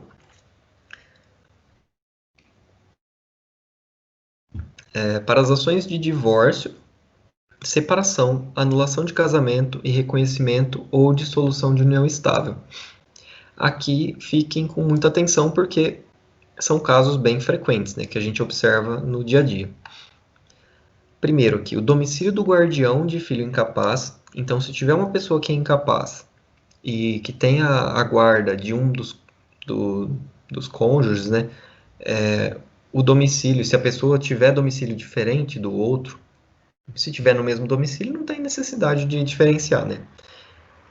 Mas se tiver domicílio diverso, o domicílio do guardião do filho incapaz, privilegiando, é claro, né, as questões de pessoas menos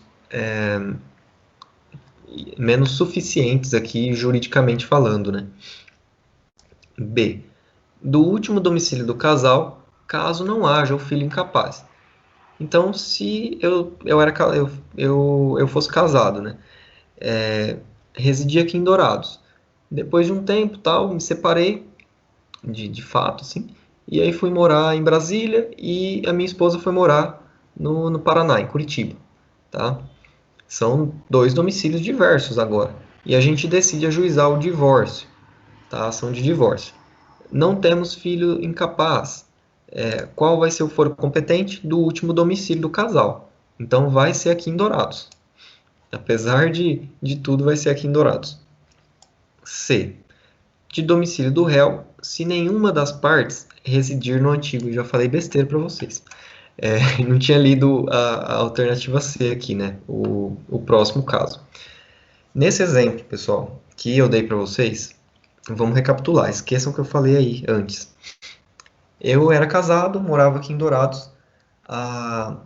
Fui morar em Brasília e minha ex-cônjuge ficou aqui em Dourados. O local competente, de acordo com o 53, inciso 1, a linha B, se não houver filho incapaz, tá, é do último domicílio do casal.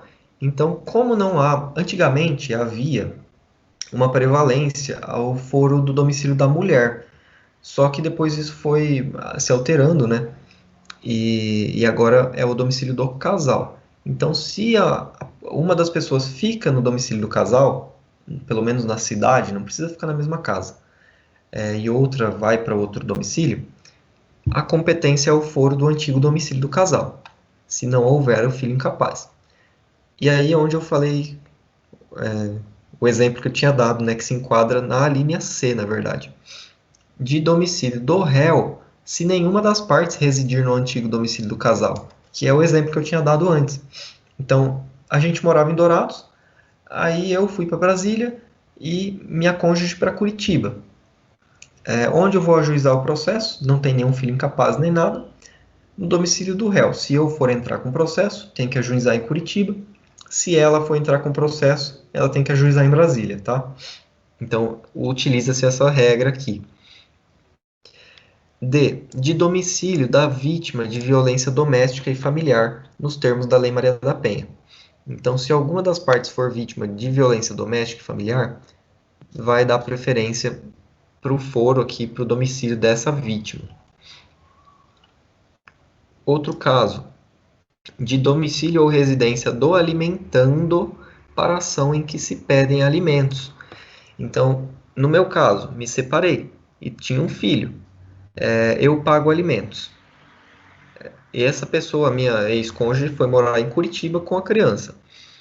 Como ela tem a guarda do filho, por exemplo, e eu que sou obrigado a pagar os alimentos, o CPC já determina que o processo vai ser ajuizado onde o menor reside, né? No domicílio ou residência do alimentando, se a ação ela versar sobre alimentos, tá?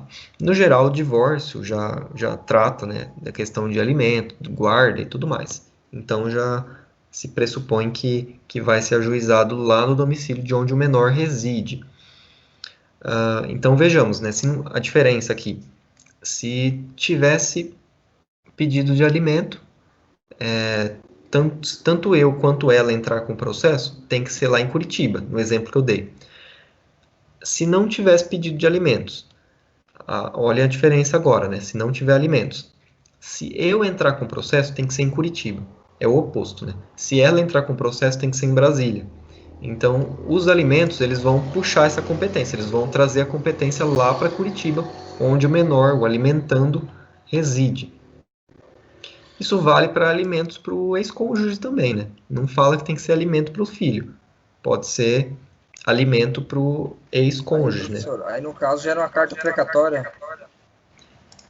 No caso, a carta precatória é só para alguns atos, né, que forem necessários. Por exemplo, a citação, vai ser emitida uma carta precatória, por exemplo, de Brasília para Curitiba.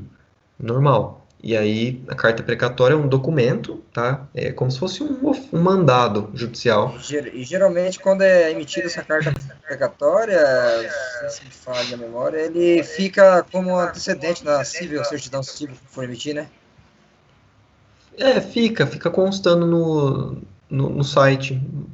Fica constando no site o registro lá. Ela gera um número de processo no local que vai ser cumprida. Mas, então, falando... Porque foi gerada a carta procatória, devido à carta procatória mais, né? Sim, mas é assim, só vou explicar como funciona o procedimento para quem talvez não conheça muito bem. Nesse exemplo que eu dei, né? Minha ex-cônjuge lá em Curitiba e eu lá em Brasília. Ela ajuiza o processo lá em Curitiba. Para eu ser citado numa ação como essa de família, a citação tem que ser pessoal. Então tem que ser via oficial de justiça, que vai lá na minha casa fazer a citação por meio de um mandado judicial. Como é numa comarca diferente de onde o processo está ajuizado, o juiz de lá de Curitiba não pode determinar a prática de atos lá em Brasília, especificamente. O que acontece? Ele meio que determina, mas depende de uma ratificação, né, do cúmplice, a gente fala. Tem que ter o cúmplice do juiz competente do local da prática do ato. Então, o juiz dá o despacho inicial, determina a citação por carta precatória. Aí vai para o cartório do fórum, o cartório vai emitir o documento, vai escrever que é para citar todas as formalidades, enfim, e vai emitir para Brasília. Lá em Brasília, vai funcionar quase que como se fosse uma petição inicial. Vai ser distribuída lá na vara competente, vai gerar um número de processo, e que é uma mera formalidade, tá? Para que o juiz de lá determine o cumprimento da carta precatória, vai dar um despacho simples, tá? No geral. Dá assim nos despachos, né? Pelo menos dependendo do local. Vistos, etc. Cumpra-se conforme é determinado na carta precatória ou na decisão, enfim. Então aí o fórum de lá, o cartório do fórum de lá, vai emitir um mandado judicial para citação do que na verdade acaba sendo cópia da própria carta precatória, tá? Que já vem com todos os requisitos, vai emitir esse mandado que o oficial de justiça vai até a minha casa para cumprir. Depois que fizer o cumprimento... Professor, no caso, o requerido, por exemplo, a gente deve pensão de alimentos, o requerido é a gente, aí o oficial de justiça desloca até a residência da gente, no caso ele é assim, vamos dizer assim, na teoria ele é os olhos do juiz. Ele é um oficial, né? Ele é um funcionário do Poder Judiciário, do Judiciário brasileiro, que tem ali as suas funções, suas práticas, sua competência para praticar alguns atos. Tem fé pública, tudo mais. Então, ele só vai levar aquele documento lá do fórum até minha casa e vai chegar e vai falar, olha, tem um processo contra você, você está sendo citado no processo número tal, é ajuizado por fulano, que versa sobre tal assunto, você tem um prazo X para apresentar a resposta, e é isso, vai pegar a minha assinatura e vai devolver com uma certidão de cumprimento, ele vai certificar que ele cumpriu o mandado. Eu posso, inclusive, me recusar a assinar, só que não vai adiantar nada, porque ele vai certificar que cumpriu, tá, o mandado. E vai voltar lá para o juiz lá em Brasília, decidir e vai devolver. Se a gente não assinar, no caso, se a gente não assinar, devido à fé pública dele, é válido. É válido, porque ele vai atestar que praticou o ato, que citou você, e você se recusou a assinar, não vai adiantar de nada para você, não vai te ajudar em nada. Mas, então, o que acontece, né? Essa carta precatória, se cumprida, o juiz determina o retorno dela para a origem. Então, o fórum de lá emite, por meio de um sistema interno do fórum. É difícil mandar hoje por correio, tá? Existem sistemas internos do fórum que encaminham esse tipo de documentação e não precisa ficar mandando por correio. Antigamente mandava, até alguns anos atrás. Então, o juiz determina esse retorno da carta precatória e lá na origem a pessoa vai receber a carta precatória. A partir do momento que for juntado no processo, vai começar a contar o prazo para apresentação da defesa, tá? Isso demora um pouco, dependendo do local onde vai, a carta precatória pode demorar mais de ano aí para ser cumprida, né? Tem comarca que, pelo amor de Deus. Mas, enfim, é uma coisa que é necessária, não tem como fugir. Se a carta precatória não for localizada, o oficial de justiça vai cumprir o ato e não localiza a pessoa, aí o juiz determina algumas diligências, pode mandar retornar sem o cumprimento, e enfim, aí vocês vão ver na aula específica disso logo logo. Mas, em síntese é isso, que eu nem lembro mais o que eu falava antes aqui. Do domicílio, né, tá aqui, ó, no inciso 2. Do domicílio ou residência do alimentando. Então, estava falando da diferença, né? Se versar o processo sobre alimentos, os alimentos geralmente vão puxar essa competência para onde reside a pessoa que recebe os alimentos. Outro caso, do lugar. Alternativa A aqui, a linha, né? Estou falando alternativa, estou achando que é questão. Onde está a sede para a ação em que for ré a pessoa jurídica. Então, vejam como vai sendo especificado aqui os casos mais detalhados, né? Se eu for processar alguma empresa, enfim, e a pessoa tiver, essa pessoa jurídica tiver a sede em outra comarca, a depender do caso, eu tenho que ajuizar o processo lá, tá? É claro que a gente tem algumas exceções para casos em que sejam consumidores, que já prevê essa mudança do foro para o local onde o réu, aliás, onde o autor, que é o consumidor, resida. Então, existem outras possibilidades. Mas aqui, vocês têm que verificar que é a regra mais ampla, mais geral. Onde se acha a agência ou sucursal. Sucursal é uma espécie de filial, né? Quanto às obrigações que a pessoa jurídica contraiu. Então, no caso de empresas aqui que tem algum contrato, alguma obrigação para cumprir, um processo que vai discutir sobre isso tem que ser também onde a agência ou a filial se encontra. Onde exerce suas atividades para a ação em que for ré, sociedade ou associação sem personalidade jurídica.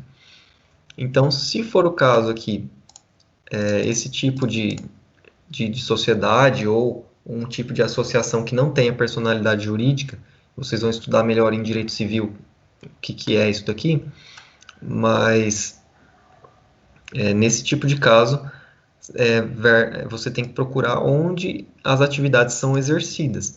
A empresa, por exemplo, pode ter a sua sede, enfim, lá em Campo Grande, mas as atividades aqui em Dourados. Então, a depender do caso, você ajuiza o processo aqui. Onde a obrigação deve ser satisfeita para a ação em que se lhe exigir o cumprimento. Tá? Então, aqui é bem próximo do B, né? Então, pode ser que a empresa fique em uma determinada cidade, só que a obrigação deveria ser cumprida em outra localidade. Então, vai ser avaliado e vai ser ajuizado o processo nesse local, onde a obrigação deveria ser cumprida. Vamos imaginar uma empresa que preste serviços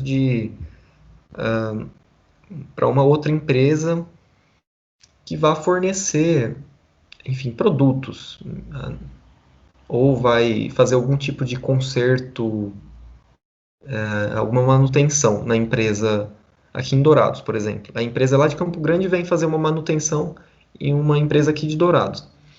Se ocorrer algum problema, em regra a gente tem que a obrigação, o pagamento, por exemplo, deveria ser sido feito aqui em Dourados, a obrigação deveria ter ocorrido aqui em Dourados, então a ação também vai correr aqui, tá? Se não tiver mais nada que impeça. De residência do idoso, a linha E, tá? Residência do idoso para a causa que verse sobre direito previsto no respectivo estatuto. Aqui as ações que vão ter relações com os idosos estiverem previstas no Estatuto do Idoso, tá? a linha F, em sede da serventia notarial ou de registro para a ação de reparação de dano por ato praticado em razão do ofício. Então, você teve algum dano praticado por ato do oficial de registro de imóveis daqui de Dourados, por exemplo, o seu processo vai ter que correr aqui.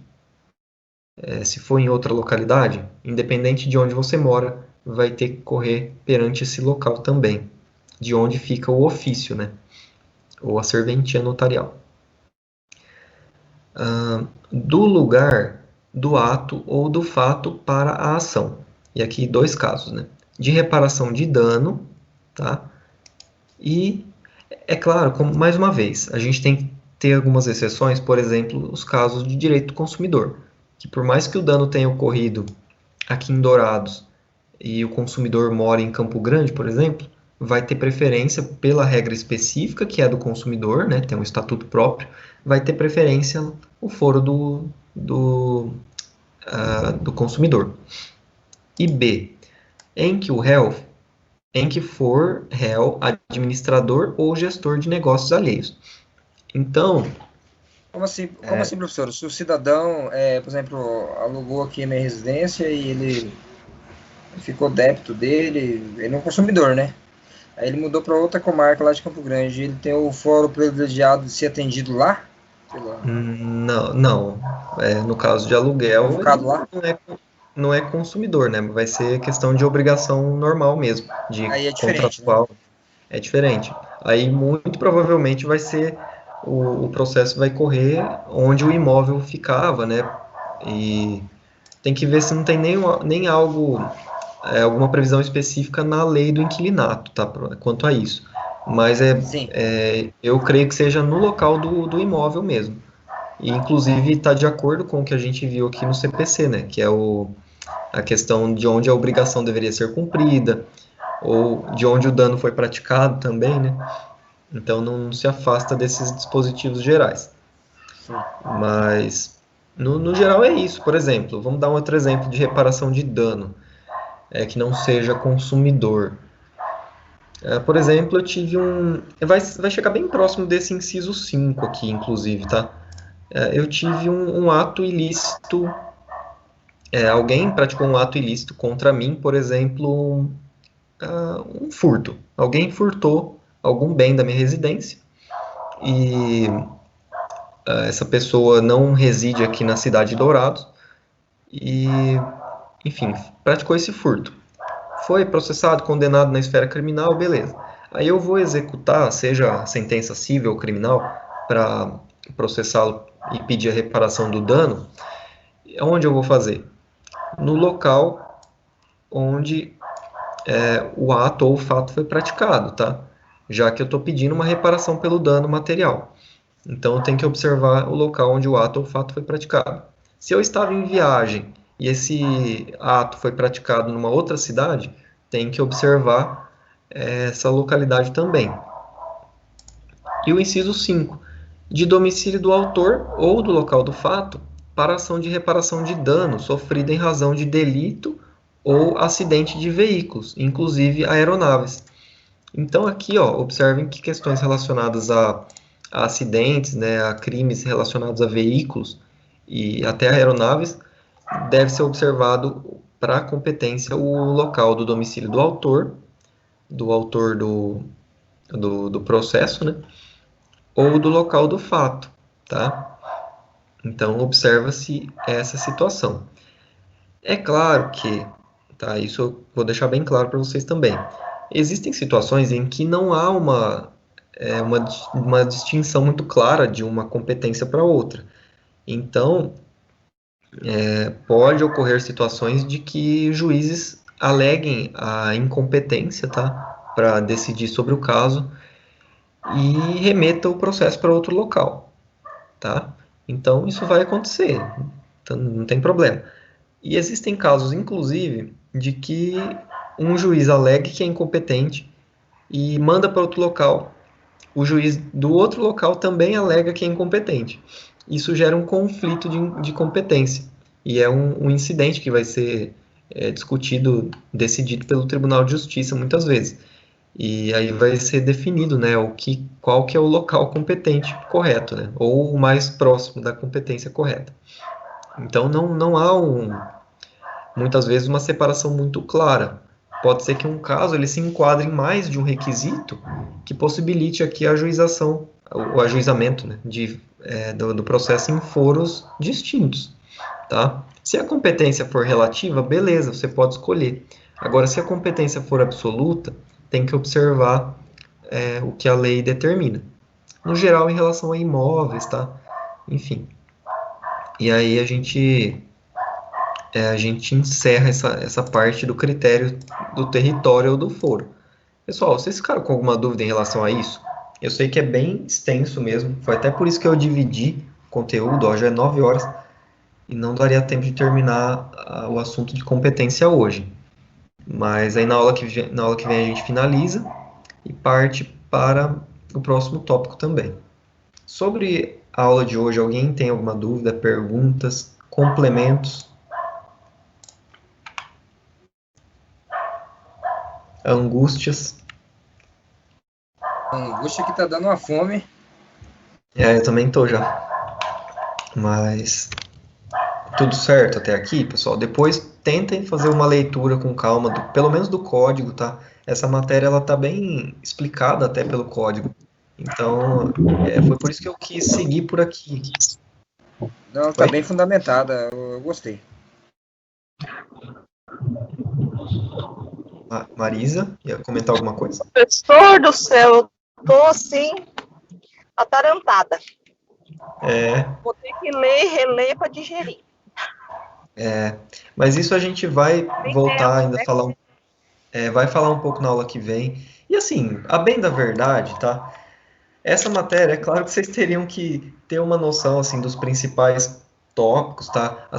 Quais são os principais, na minha opinião aqui, que vocês teriam que ter uma maior atenção? A questão do domicílio do réu, que é a regra geral, as questões relativas a imóveis, que vocês teriam que ter uma noção também de onde que deve ser ajuizada, e essas questões que envolvam divórcio, separação, tudo isso, tá? Principalmente em relação a alimentando e incapazes, que eu acho que é o que costuma cair um pouco mais, tá? Então, a questão de empresa não é com tanta frequência que é cobrado. Mas, assim, é bom ter uma noção geral, assim, da lógica, né? Caso tenha alguma pergunta, é bom saber. Porque bem embasado. Para fins práticos, assim, no dia a dia, o que você vai fazer? Você vai fazer a sua petição inicial, você vai chegar aqui e vai olhar nos artigos e vai ver onde que tem que ajuizar o processo, tá? Se você já não souber. Às vezes tem um caso muito específico que gere dúvida, vai dar uma revisada aqui no CPC, na jurisprudência, para verificar onde que você vai entrar com o processo. Mas para provas de OAB, da disciplina, essas coisas, vocês têm que ter uma noção, ao menos, mais ampla aqui das regras de competência, tá? Alguém mais, pessoal, quer comentar alguma coisa? Professor, mas em Justiça Federal mesmo, em regra, são mais aqueles que o senhor citou em primeiro lá, de coisas que envolvem união, tal, em terra de indígenas. Sim. Aí a questão da Justiça Federal é que nem você disse. Primeiro se observa, né, a questão da Justiça Federal. Se tiver na competência da Justiça Federal, vai ser observado essa competência específica dela, né? É claro, e depois na aula que vem a gente vai falar um pouco melhor de questões que possam envolver aí alguma variação dessa competência ou conflitos, né? Mas, para início agora, é lembrar daqueles casos que envolvam união, países estrangeiros, direitos indígenas, nacionalidade, essas questões que envolvam essas situações que vão ser de competência da Justiça Federal. Tirando isso, o resto cai para a Justiça Estadual, tá? Se não for, como eu já disse, né? A gente está falando de civil aqui. Se não for eleitoral, trabalhista, essas coisas, vem para a Justiça Estadual Civil, tá? Normal. E mesmo na Justiça Federal, tá? Você tem essas questões amplas de competência deles, que são fixadas pela Constituição, mas você também pode adotar esses critérios da competência territorial aqui para delimitar, porque a Justiça Federal ela pode ter uma vara aqui em Dourados,